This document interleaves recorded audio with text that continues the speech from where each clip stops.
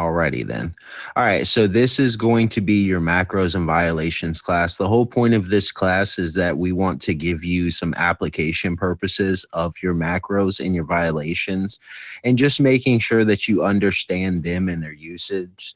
Especially with the violations, we want to make sure that they're clear and understandable. So when you're out in the field and you come in contact with an individual and you have to place charges on him, you know what charges are applicable and which ones are not. Do any of you have any questions about the violations? I know he asked you about the macros, but anything about the violations? No, sir. What about you, Lexi?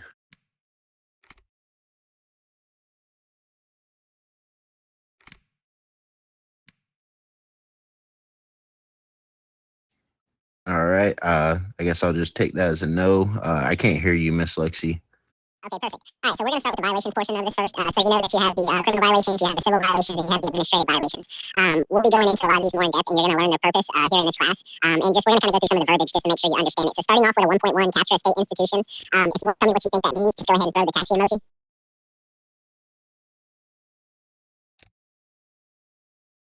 Yes, Mr. Maverick. Basically capturing any building that belongs to the state by force. Yeah, just one at a time. If you want to talk, Miss Lexi, just put your hand up and I'll call on you. Yeah, so it's just that. Now, could you give me an example of when you would actually charge somebody with that real quick? Because there's a lot of questions on this one. That's why I just want to get in depth with it real quick. Mr. Maverick, could you give me an example where somebody would be capturing a state institution? So if there's a bunch of gang members outside HP parking lot and they capture the parking lot, I would consider that to be 1.1 with weapons, live firearm. Yes, Miss Lexi.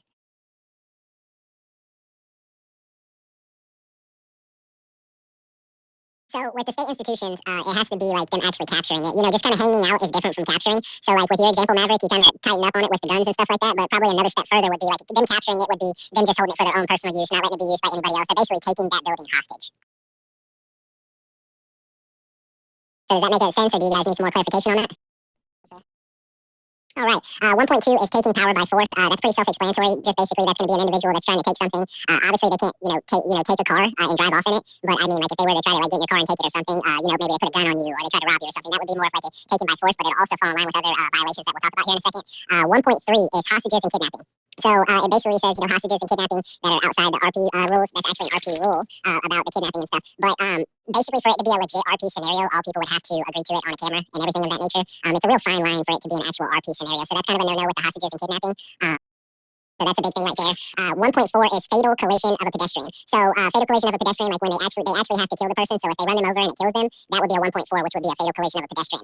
Now that falls in line with the 1.8, which is the collision with the pedestrian. So if they hit somebody with a car and it doesn't kill them, that would be the 1.8. Do you guys have any questions about that?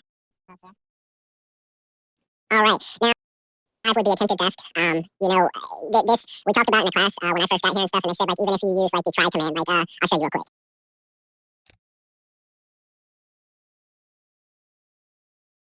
So I was a success right there. But if I was not a success, that would even be considered an attempted theft. Like if they try to, do a try command or something like that, as this is a role-playing game, that's a big thing right there. There's going to be things that we're going to talk about that deal with debauchery here in a second too. But like attempted theft is somebody trying to steal something from an individual out there in the streets that you may witness. That's when that rule would apply. Now 1.6 is falling in line with the theft, but this is robbery of police. So 1.6 is anything somebody tries to steal off of you. They try to, steal the police cruiser. They come up with guns and stuff, and they're trying to rob you. That would be a robbery of police. 1.7 is uncoordinated entry onto territory protected by law. So that would deal with like the green zones. Now, this is a fine line here. You want to make sure you give clear and concise warnings. You want to give them orders before you actually slap this on them.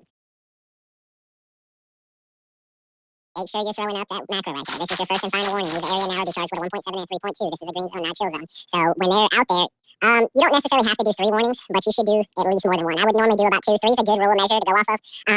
You're saying in there that this is your first and final warning. So technically you don't have to do no more than that one, but it's a good thing to just give them a second. Some of these guys don't know how to play this game, so make sure you're giving them the opportunity to actually leave before you actually arrest them for the 1.7 and 3.2. Any questions about that? No, sir. All right, moving on. We already did the 1.8, which is the collision with the pedestrian. 1.9, discharging a weapon in a public place. So me and Tacos talked about this, and I guess Tacos also talked about the moderators with this. 1.9 is not only discharging your weapon in a public place, but a 1.9 is them showing their weapon in a public place. So this is a concealed carry state. So basically, they can have the firearm as long as they have a gun license, but they cannot discharge it nor have it showing in public. So like if you come up to a green zone or you're just patrolling the streets and it's not a red zone and you're seeing a guy that's just carrying around an AK, you'll go ahead and throw up this macro right here. You'll give him the opportunity to put it away. At that point, you can even ask him for his gun license. And then at that point, if he doesn't put it away, no, it does not cancel the 1.9 if they don't put it away. You still have to put it away. It's a concealed carry state, so it means that basically they can't just be brandishing it out in the public. The gangs have to RP just like we do, so a lot of times it's a good idea unless it's like, the public and everything like the gang fights. They have their territories and stuff that they fight for. We don't interfere with that RP. Yes, Mr. Maverick. That one state is considered a concealed carry state, but you said that, did you say that it's acceptable for it to be a non-concealed in red zones? Yeah, so red zones are like gang territories and stuff. They're going to be fighting over there. That's part of their RP. So we're not going to interfere with their RP unless they're coming for us and interfering with our RP. So like, I'll give you an example. We're not going to go for a lot of that stuff unless we're patrolling that neighborhood and they shoot at a police cruiser and stuff. They have areas that they fight for, like the harbor and stuff like that. So regardless, one state's concealed carry. If you're out in public, it's concealed carry. Red zone, green zone, blue zone, yellow zone, it doesn't matter. It's concealed. You're not supposed to have it out. The only time you're allowed to have a gun out is in private property, which would be gang house property. Their houses, stuff like that. Then they're allowed to have it out, but they cannot step onto the sidewalks with their guns out. But I need you to understand, take that with your own risk in the red zones. But it is concealed carry all the way throughout the entire map. Concealed carry, unless it is private property. All right, y'all got any more questions on that one right there? No, sir. All right, moving on to a 1.10, which is bribing a police officer. With the 1.10, you're going to come across individuals that you may arrest that's going to say, oh, hey, I'll give you $15,000 to let me out of cuffs. At that point, that's when you would be able to slap the 1.10 on them, which would be bribing a police officer. You may have individuals that come up to you in the street and say, hey, I'm going to go down there and shoot this guy. Why don't you just go the other way and I'll give you $10,000, $15,000. Or if you let me go, I'll go sell you this car at the lowest amount in hands. That would be bribing a police officer. Any questions on that one? No, sir. All right, 1.11, murder of a civilian or a police officer. Now, with this one, the state is already going to charge them for this. You're going to see this a lot of times, especially when you're doing your warrants checks and everything, that this will be already put on them from the state. So if you come across this, especially in your body cams, you're going to want to put that as a state charge that's already been put on them. Especially because at the end, we're going to go over later on how at the end of your body cam, before you throw them in the jail, you want to show all the charges that they're being thrown in jail for. Any questions on that? That only applies to red zones. It does not include red zones or green zones. Yes, sir. Alrighty, the 1.12, assault on a police officer. Yes, sir, Mr. Maverick? The 1.12 only applies in the white zones. Is that what I heard? 111 and 112 are only automatic in white zones. You have to add them if it happens in a green zone or a red zone. Temporary. Right. So with the assault on a police officer, could one of you give me an example of somebody assaulting you as a police officer? Hitting me. Okay, hitting you. Miss Lexi, could you give me another example?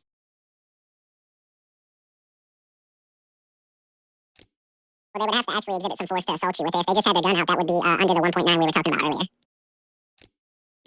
Yes, sir, Mr. Maverick. Spitting on me. Now, the spitting, also, like me and Taco's explained in a lot of classes, that would also fall under the 2.4, which would be debauchery, which we'll talk about soon, too. All right. Do you guys got any more questions before we move on to the civil violations? No, sir. All right, now we got 2.1 and 2.2. 2.1 is harm or damage state property, and 2.2 is harm or damage private property. State property is anything owned by the state. It would be like our PD cruisers. It would be the light poles in the city. Anything that they could run over with a car or something like that. A lot of times in police chases, you can throw 2.1 on them for taking out light poles and stuff like that. 2.2 would deal with people's personal property. Like if that person was, just ramming into somebody's personal car, you could give them a 2.2 for harm or damage to private property because that would be that individual's property. Do you guys have any questions about those? No, sir. All right, 2.3, false calls to emergency. A lot of times you'll encounter people that may be trying to set us up. So they'll be like, oh, follow me over here. There's a shootout over here. But you only come to find out that you got over there and it's a whole bunch of gangs trying to take you out. Now, if you did get that individual into cuffs, that you could throw that 2.3 false calls into emergency because he made you believe that there was an emergency being put in place, but he was doing nothing more than trying to set you up. Do you guys have any questions about that? No, sir. All right, now you got the 2.4, which is the debauchery I was just talking about. This relates to a lot of things, like the spitting or just people being a general nuisance. When you read the rule, I think it says something about like turning music on or not turning music off when asked to. So that's kind of what it says, but it kind of leaves you to wonder what it exactly means. But like Taco and everybody else has kind of explained, it's a lot of times people just being general nuisances and stuff and doing things like that. That's just kind of ruining an RP experience, so that would fall into the debauchery. Do you have any questions about that? Hey, I do. Casual, that the definitions are written down already. All you have to do is just read them off of the Alameda handbook.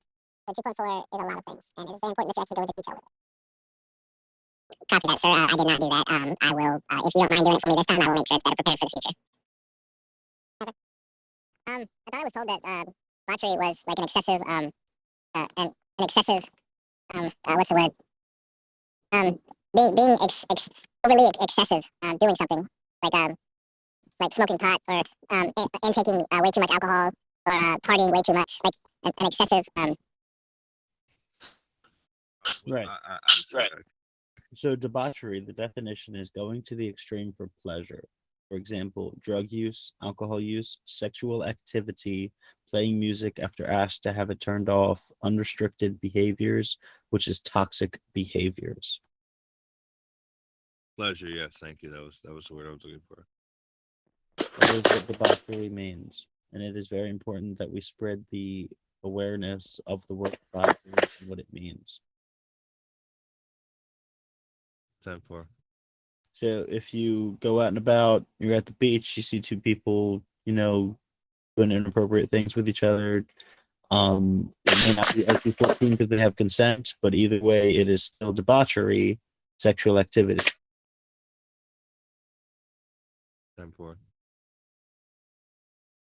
Same thing if they were drinking, if they were throwing a beer can out the window, if they're hiding their joints, their drugs in the car, and you do a try command to find them, and you find them, debauchery. It all goes about the same way. Okay. 10-4.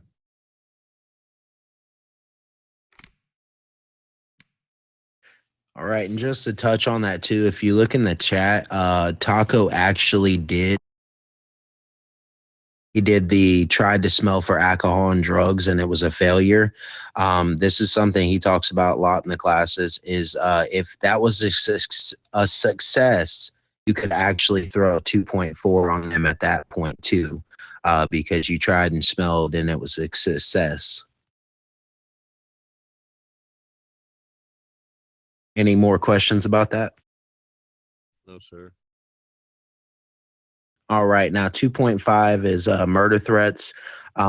Basically, this is going to deal with people telling you, "Oh, I'll shoot you down the road," or "I'll do this to you," or "I'll do that to you," and they're just making those threats to you that they're going to harm you in any way, shape, or form. That would fall under the 2.5. Do you guys have any questions? You can't. It's two charges. It's murder/murder threats. Murder. If you witness a murder, it's a 2.5. There's also if they say they're going to kill you, or you hear somebody say they're going to kill somebody else. It's both of them. Copy that, sir. So, if you witness a 111, I believe that's killing an officer. If you witness a 111, 111 is murder of a civilian or police. If you witness a 111, you can charge a 2.5. If you're out in the white zone, where the 111 is an automatic charge, you can charge them with a 2.5 for murder. 10-4. You see what I'm getting at? Yes, sir. Yes, sir. And then you can also charge it if you're arresting them and they say they're going to kill you or something out in the streets. It's also a 2.5.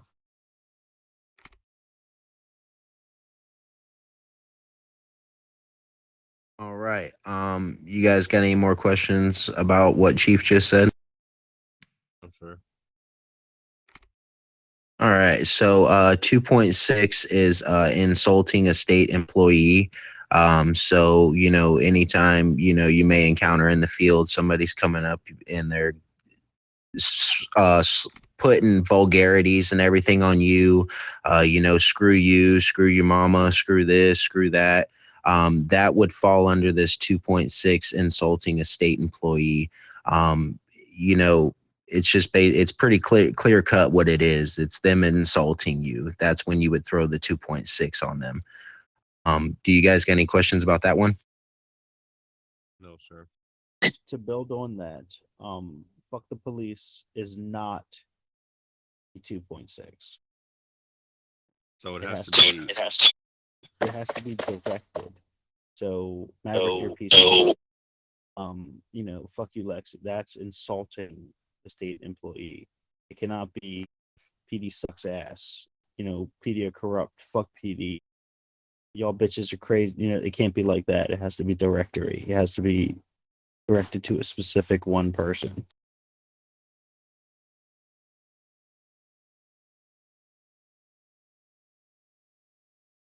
All right.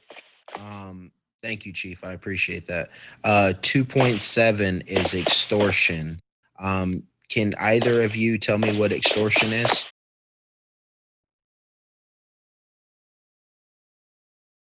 Um, someone crooked saying that they'll um they'll do something for you if you do something for them. That's more bribery. So extortion is basically the opposite of bribery. Bribery is offering goods and stuff to get a result that you want. Extortion is demanding um, under threat of harm. So like bribery is like, let me go and I'll give you this. Extortion is, do this or I'm gonna kill you.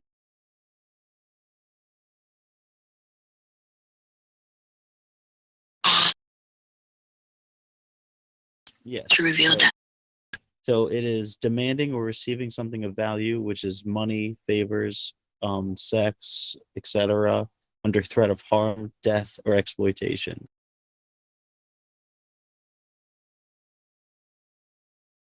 And then bribery is receiving.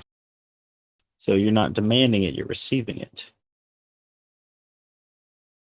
So it's a little bit backwards because, with your bribing, you're offering to give something of value for favors, money, gifts, sex, etc., in hopes to persuade.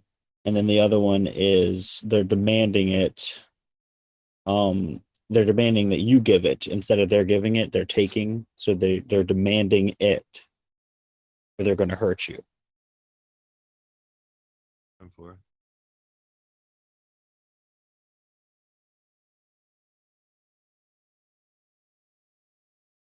All right. Do y'all got any more questions for Chief on that? No, sir. All right. Yeah. Thanks, Chief. I appreciate you giving us some good insight in here. All right. Now, moving on to the administrative rule. Did you have something to say? Yeah, it's literally in the handbook. I've literally typed out all the definition, the entire meaning of everything, and put it in the handbook. You just have to open it and read it. And I have read it, but I wasn't just trying to like read literature. I was kind of trying to just make it more personable. But I see now that I need to kind of read up on that more and bring more of the definitions into play. That's exactly why we're going to be doing the classes we're doing. Copy that, sir. It's all forgettable. I mean, if you're not using it, you forget it. So I understand completely. Trust me. Yep, I knew it before I left and I forgot it. It happens, man. I forget some stuff, man. Alrighty. Okay, now moving on to the administrative violations. The 3.1 and the 3.3 are going to actually kind of go hand in hand. It's just going to be a little difference. So 3.1 is resisting arrest, and 3.3 is aiding the resisting of arrest. So in the application of, somebody running from you, that would fall into the 3.1. They would be resisting arrest. Once you're trying to complete that arrest and they take off on you, that's resisting arrest at that point. If their buddy comes up and starts ramming you with a car to stop you from chasing their friend, he would fall into that 3.3 category of aiding the resisting of arrest. Do you guys got any questions on that? You guys got to remember, point one is not arrestable by itself.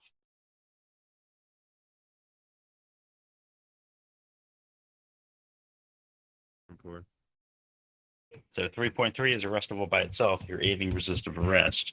But 3.1 is not arrestable. You have to be committing something to be arrested for resisting.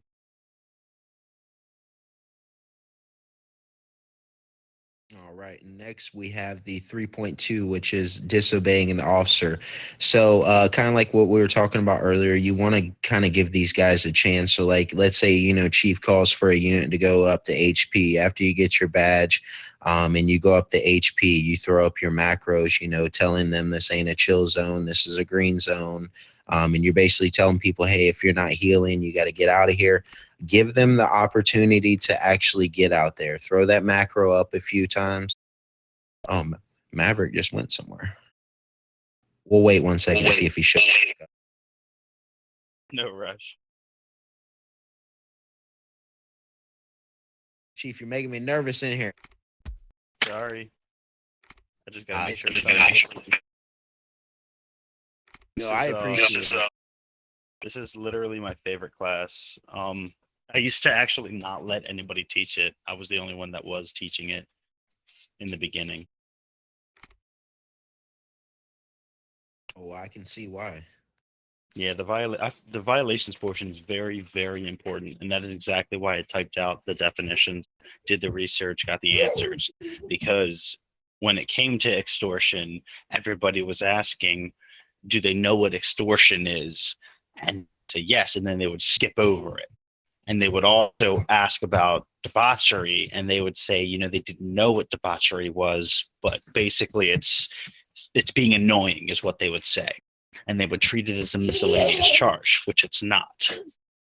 And so I sat down, I did the definitions, I wrote them all out, and I provided them for the department.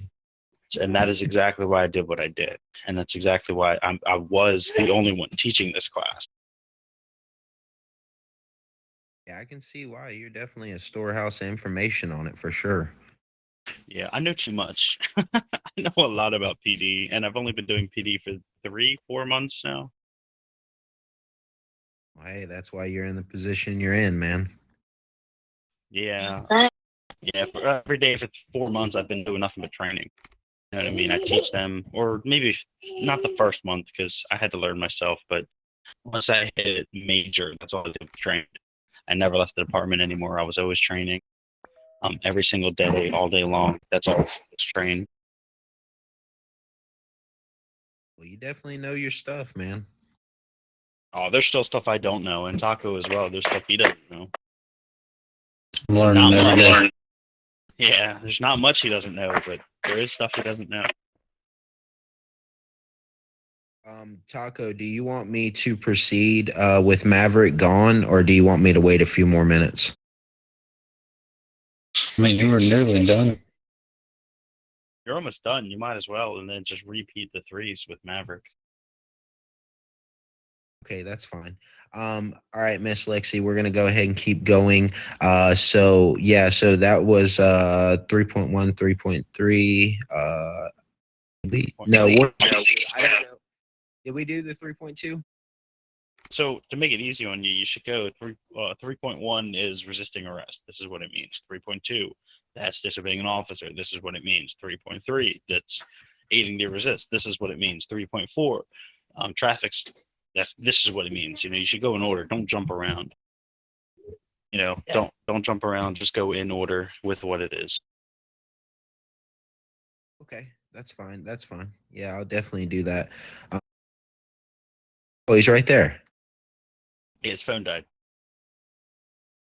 You got your body cam rolling again, Maverick?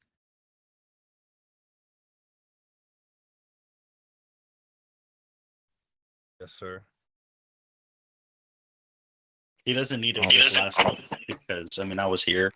I'll sign off that he sat in for the last bit if he wants to not record this last half. Okay. All right, that's fine.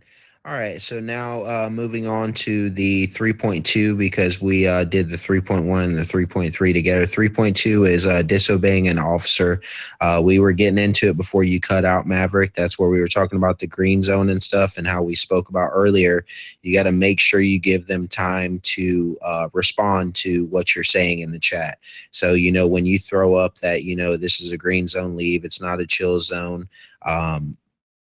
Be charged with a 1.7 and a 3.2. You want to make sure you give them time. Throw that up a few times before you start trying to arrest somebody, unless they're just blatantly telling you they're not going to leave, got their guns out and stuff, and just being a general nuisance. That's when you would move to the next step with that. But you always want to make sure you give them time to actually leave before you start pursuing the arrest on that. Disobeying an officer is any lawful command that they actually don't follow through with listening to you on. That's when you can slap the 3.2 on them for disobeying an officer. Any questions about that? No, sir. All right. 3.4 is violation of traffic laws. Basically, anytime you see somebody driving on the wrong side of the road, they're running in the signs, they're running in the cars, they run into your car, anything they do to violate of the traffic, or they're just running excessively fast, jumping over bridges, that's when you can throw the 3.4 on them, which is violation of traffic laws. And you'll start dealing with that in your PD1 and stuff like that, pulling people over and stuff. So we'll go through that type of training. Any questions on that? No, sir. All right, 0.5 is assault on a civilian. So, it's just like when we went over the assault on a police officer earlier. This is an assault on a civilian. So it's the same thing. You're just changing, the person. So instead of a police officer, it's a civilian this time for the 3.5. 3.6 is refusal to present documents. So an application of this would be, we're in a traffic stop, and you come to the traffic stop, and you tell them, hey, I'm gonna I want to see your driver's license, and I want to see your vehicle specs. He blatantly refuses. No, I'm not showing you nothing. I'm not showing you nothing. That's a 3.6. You see a guy out with a gun. You ask for his gun license and everything. Once you tell him to put it away, he says no. That's refusal to present documents right there. Any questions on that? No, sir. All right. Well, that sounds good to me. Did Taco go over those macros with y'all earlier? No, sir. Okay, so he didn't. All right, so we're going to go ahead and go through the macros real quick. We're going to be real quick with this and just kind of go over these and give an application, so we can do the macros portion of the class.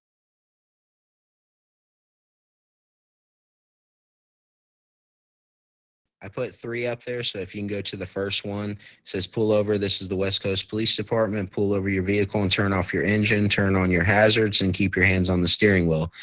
You want to use this anytime you are initiating a traffic stop and you just activated your lights.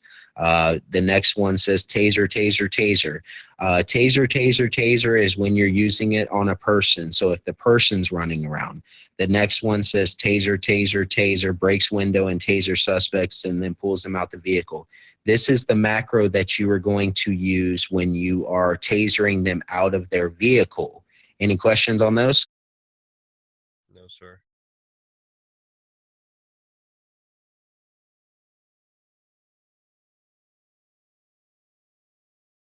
All right. The next one I put down is you have the right to remain silent. Anything you can be used in the court of law. You have the right to an attorney present while being questioned. If you cannot afford an attorney, one will be provided for you by the state. Do you understand your rights? Immediately when you slap these cuffs on, make sure that is the first thing you do is you read them these rights. You have to read them these rights. It's mandatory. If you don't, they could possibly get out of jail on that. This one right here is pats down suspects and removes all items and weapons from person. So Lexi, this will be the one that you use when you are doing a female. Maverick, this will be the one that you use when you're doing a male. The other one that says uses back of hands to remove all items, and frisks the suspect down, it'll be the opposite sex. So because Lexi, you're a female, that's the one you'll use for a male. Maverick, because you're a male, it's going to be when you do it on a female. And it doesn't matter if you hear them talking in game. Let's say it's a female that's playing as a male character. It's an RP game, so you have to treat it as a male character, no matter if it's a female that's wearing a male's clothing. Any questions about that? No, sir. All right. So you're being arrested for following charges. You want to make sure that you're doing this before you tell the suspect what they're being charged for. We'll go over this more in PD1. Then you have the 1012 mission patrol contraband. Anytime before you go onto the mission patrol or the contraband, you're going to want to make sure you throw this up for dispatch, just in case, like somebody might say, hey, we're doing an interview or something, don't leave the building. So make sure you throw that up before you even step in that circle, just in case somebody needs you to do something else. The next one is the 1012 ride along. This will be anytime you're riding around with another badge officer, like even if like a vest takes y'all out and you don't have a badge, you'll need to put up that 1012 when you get in the car to leave the PDG. Once you get a badge and you ride with another badge officer, you'll throw that out, or even when you're out there, you're going to throw that up. All right, confirms body cam is on. Anytime you're activating your recording unit on you, you want to make sure that you confirm your body cam is on. That is letting everybody know around you that you are actively recording. Dispatch code 4 scene cleared. Once you are done with the scene, whether it be a traffic stop, a shootout, or just you responded to a place and now it's empty and nobody's there shooting, you want to dispatch code 4 scene cleared. 10-4 copy, that's self-explanatory. Anytime somebody's calling you over the radio, they're asking for your 20, or just they're acknowledging anything that you say, they're going to use a 10-4 copy.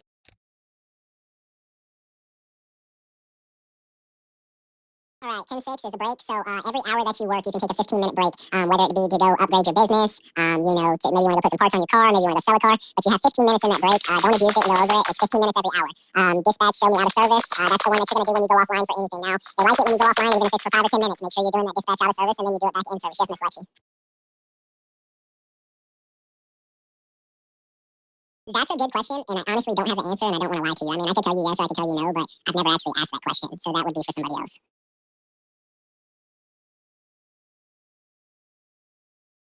All right, dispatch, show me on a 1011 traffic stop. Before you even get out the vehicle on a traffic stop, you're going to want to throw this up, and then somebody's going to ask for your location. This is so you can, let everybody know where you're at in case something goes wrong, in case you're getting shot, or in case anything, so they know exactly where you're at and they're able to respond to your location.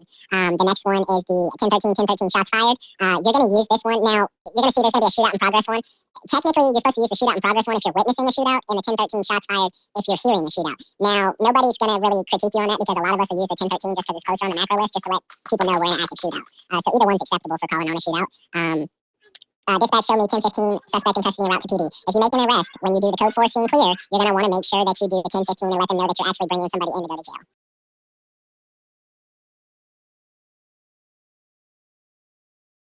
All right, you got the 1020 location. A lot of times you'll have guys that'll say, hey, Lexi, what's your 20? That's just them asking your location. So if they say, hey, what's your 20 and you're in the garage, you're going to say PDG.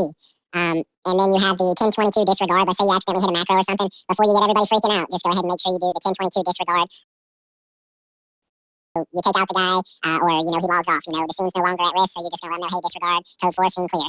1023 on scene. If you do the 1097 and you're en route, or you're responding to anything that dispatch has put out, let them know when you're on scene so we know, that more police officers have arrived to the scene. All right, so 1026, suspect detained. Now, detained is different from arrested. Just because they're detained does not mean they're arrested. It doesn't even mean they have charges. So sometimes you need to detain somebody because maybe an officer tells you, hey, it's a guy with black shirt and black pants. And you find that guy and you say, hey, I'm not arresting you, I'm just detaining you real quick. He comes up, he looks at him and says, yeah, that's the guy. And then you'll change it to you're arresting that person. But, just cuffing him, you can detain him if need be, or maybe you need to escort him off the premises. That's something that can happen too. But this is how you let dispatch know that you have cuffs on somebody, but you haven't finalized the arrest yet. Then you have the 1027, 1029, which is 1027 is ID check and 1029 is a warrant check. Now, your partner cannot do the 1027 or the 1029 for you. It has to be somebody else, so somebody else will jump on dispatch and say, like the macro I put up suspect's name. They'll let you know that they're wanting the suspect's name. That's when you go ahead and do the suspect's name, and they'll check the warrant list and everything and see if they have warrants.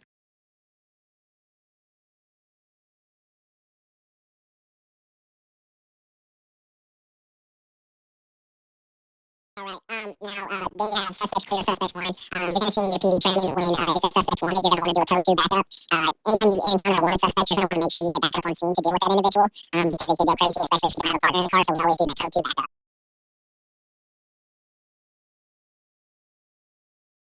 All right, now the code 2 backup is like I said, and we'll explain this more. This is basically just saying you need backup. Nobody's going to be coming with lights and sirens. It'll probably be like one unit. Now, when you get to the 1032 code 3, lights and sirens, step it up. That's letting them know, hey, anybody that's available, I need you lights and sirens, and I need you on the way. I need all hands on deck. That's going to call the whole department out there who's available at that time. 1041 is to get a inmate transport. Let's say, you go to HP, you make a arrest, and, your car despawns because you've been up there for so long. You can call for inmate transport. Anything happens to your vehicle, you can always call for an inmate transport, and they'll transport you and the suspect back to PDG.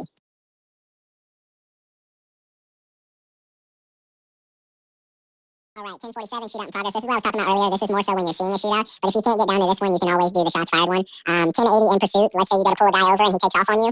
That would be that you're in a pursuit and they're going to ask for your location. You're going to tell them I'm in Hollywood or I'm in Harbor, wherever you're at. And you're going to keep updating the location if you can. If you got a partner, your partner should be ultimately the one doing it, sitting in the passenger seat. Whoever's not driving should be throwing these macros and updating dispatch where you're at. 1097 en route. Let's say, they say, hey, I need a unit to HP. 1097, I'm en route, and that's letting them know that you're going to respond to that call.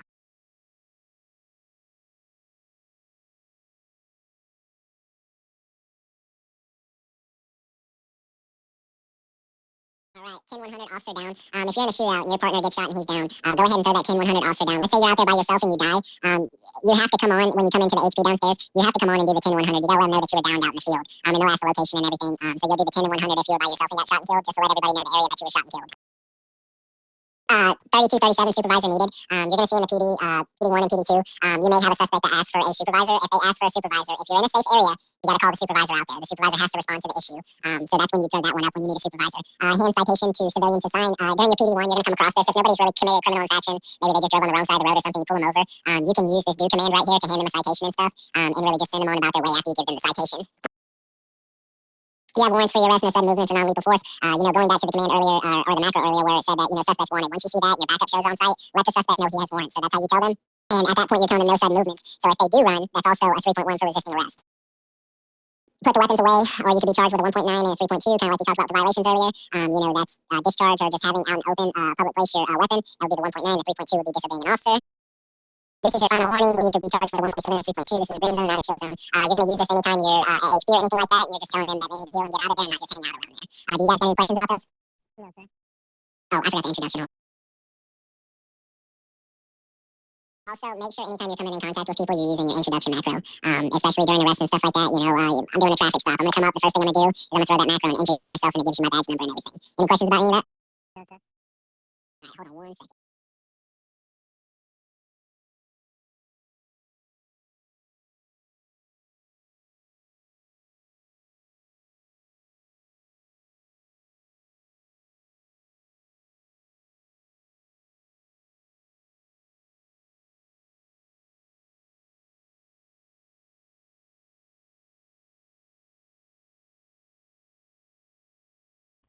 Alright, Lexi, you can aim your body cam and then just give me a minute, Maverick.